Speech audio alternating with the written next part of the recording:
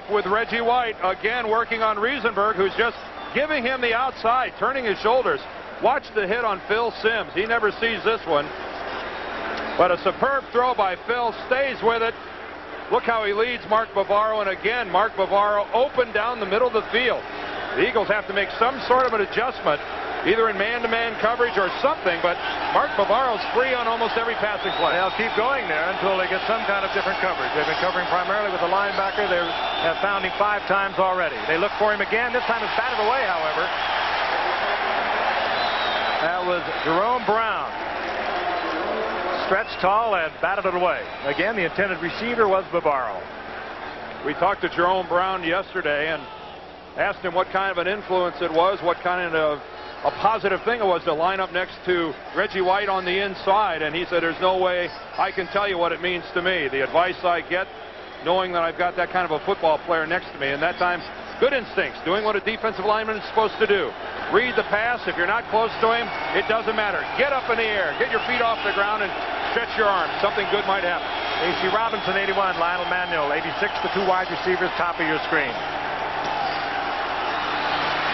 This time, Simms has the time, looks into the end zone, and it's picked off. Frizzell out of the nickel. A flag now comes in late, and another flag after the interception, I do believe. Frizzell in the nickel position. Simms never saw him, threw it right into his hands. Illegal block in the back, number 74, half the distance, push down. But it's after the interception by William Frizzell, so it will be the Eagles' ball. It's just a simple zone coverage. Frizzell playing the underneath, and it's not often you see Phil Simms with that much time make that kind of a short throw, trying to get to Lionel Manuel. And William Frizzell just doing his job, sitting short on the zone, makes the play, and almost surely thwarts the Giants from putting some more points on the scoreboard. They were certainly in scoring position. Eagles lead 7-3. 1st and 10 from their own 7-yard line. Draw play. Tony. Actually, the Eagles version of a draw play, because it looks like it's going to be a rollout. They go against the grain with the handoff, and Tony gets a big gainer, 20-yard pickup, and the Eagles get out from beneath their goalpost. I think the guy that really got caught to the inside, really fooled by the motion in the backfield, was Lawrence Taylor. He's got to contain to that side, and he misread the play. Flowed too far to his left, and Tony got to the outside. One of the rare times the Eagles have been successful running the ball on 1st down. At the 27-yard line, and Randall Cunningham directing traffic. Eagles 1st down. Well, Tony once again. Why not try it again?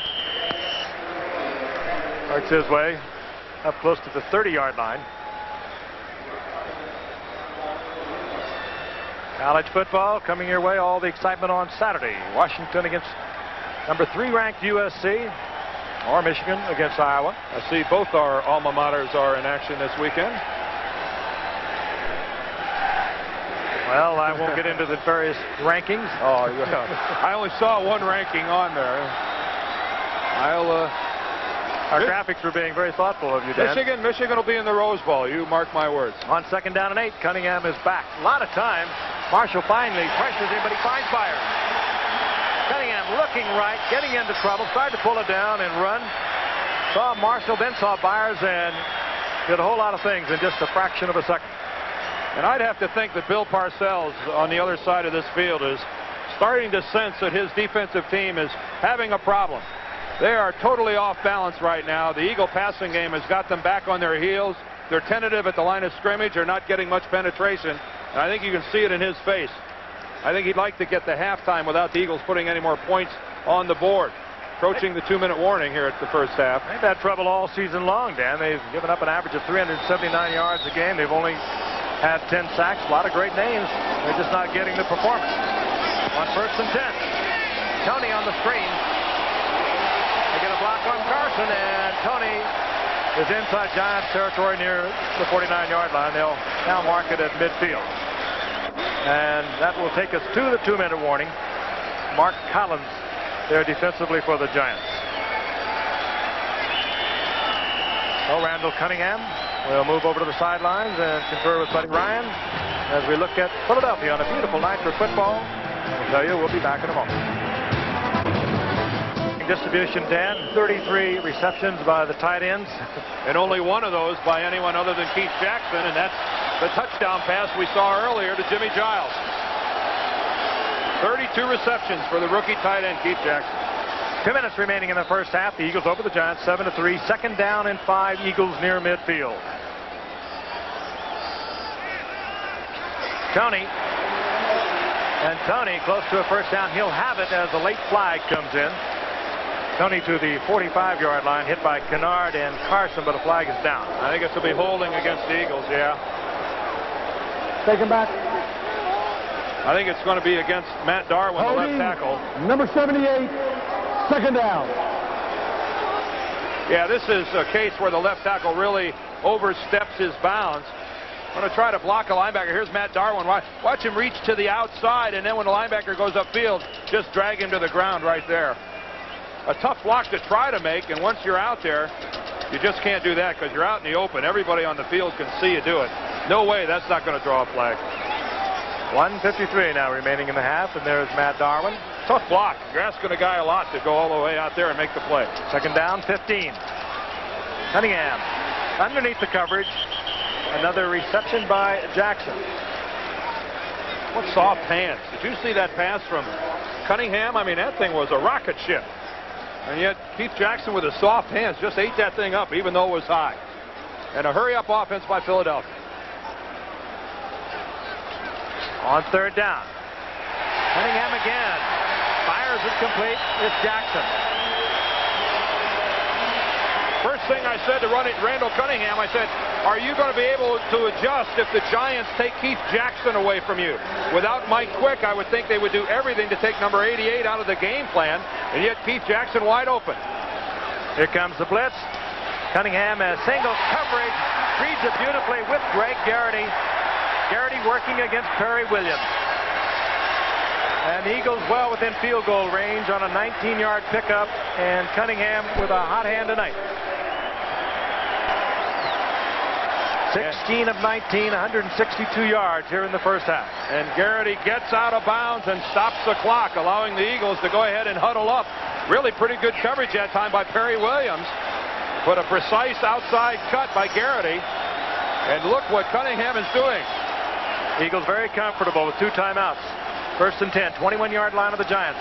Cunningham underneath again, this time to Byers. He gets all he can get out of it. Steps out of bounds, stops the clock once again. I think he got another 10-yard line and close to the first down. He probably will have it. I think he's going to have it depending on where they spot it. It looked like he was past it. Yep, first down for the Eagles. Some poise, some composure by Randall Cunningham. And boy, you don't see that ball waver. And not a bad delivery. No, I guess not. Fires right on the tape. Gets the first down. His first down just at the 10-yard line. Buddy Ryan has everything working on all 8 cylinders at the moment. And the Giants and their vaunted defensive team are clearly back on their heels. They're lost.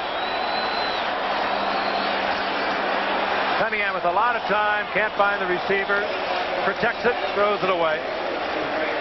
Second down, goal to go. And I think maybe there's another sign of the maturing of Randall Cunningham, Frank, because last year I think that's the play when nobody's open that he takes off with the football. He tries to make something happen.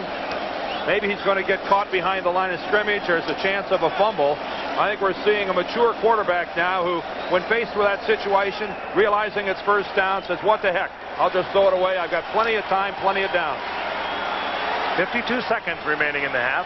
Eagles leading 7-3, threatening again. Cunningham gets away from the blitz. Flag is down. But Cunningham got away from Taylor. And Carson made the stop, but a flag is down. It came in late.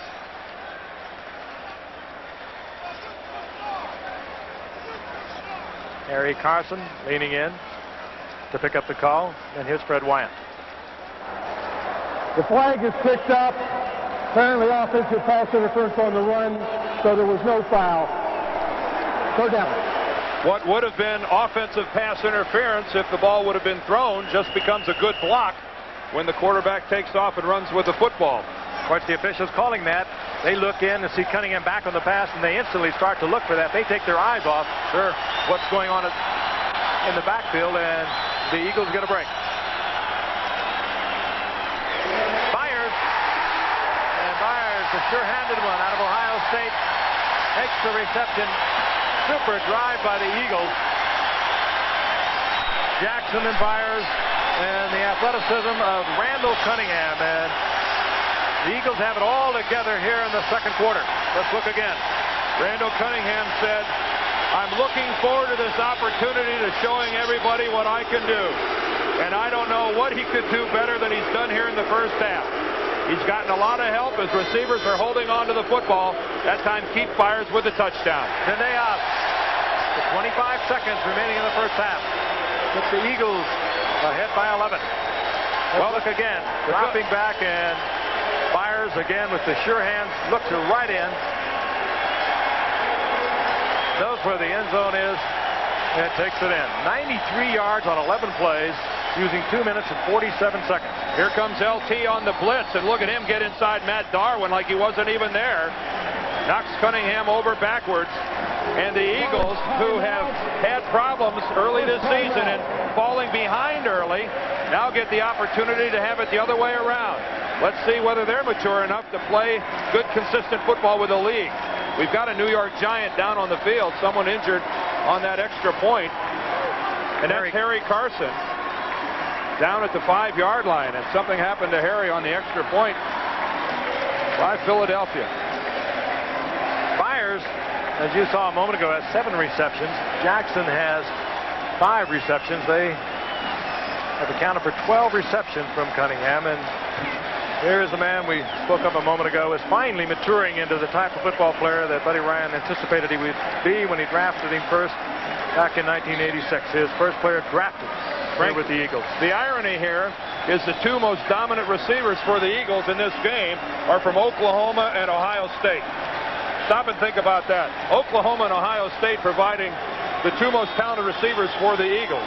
Of course, Mark Bavaro having a big night on the other side for the Giants, and Harry Carson isn't going to wait for the end of the first half. He's going to head for the locker room. 25 seconds remaining in the first half. The Giants will have a lot to talk over when they go into their locker room. They'll hear it from Parcells, and they won't like it. They'll also be hoping to make adjustments. Bill Belichick, their defensive coordinator. Kenny Hill brings it out for the Giants. Near the 30-yard line. 24-yard return. 93 yards. Little less than 3 minutes, and hard to throw the ball any more precisely than Randall Cunningham threw it on that particular drive. And Bill Parcells realizes that he's in a little bit of trouble. And of course, that drive set up by the interception by William Frizzell. Giants just want to get this over with. I don't blame him. Go in, cheer the crowd a little bit, try to work some kinks out. This has been a troubled team defensively throughout the first 5 games. Even though they're 3-2 and 1 game out of first place, they have been troubled, and the troubles continue here tonight. We'll be back at Veterans Stadium after this message from the National Football League, and then a word from your local station. So stay with us. They've turned all the lights on, and there is the Ben Franklin Bridge. Famous, of course, as is this city from a historic perspective. And looking awfully good from an Eagles perspective, dominating the Giants here in the first half. They lead 14-3 on a night when Randall Cunningham has been something extraordinary. He has led 2 long drives, one of 80 yards for a touchdown of over 7 minutes, one of 93 yards. He has shown all of his talent, his athleticism, his arm, his ability to lead. How about the 18 of 22? Now, just off the top of my head, I think of the one perfect throw that Garrity dropped early in the ball game. I think of the first down from around the Giant 10-yard line when he saw no one open, so he just threw it out of the back of the end zone. I mean, just about as close to a flawless half as a quarterback could play as the half that was turned in that time by Randall Cunningham. Meanwhile, the Giants' defense very tentative. They are not getting a pass rush. They have not got it all season long. Only 10 sacks into tonight. playing almost as if they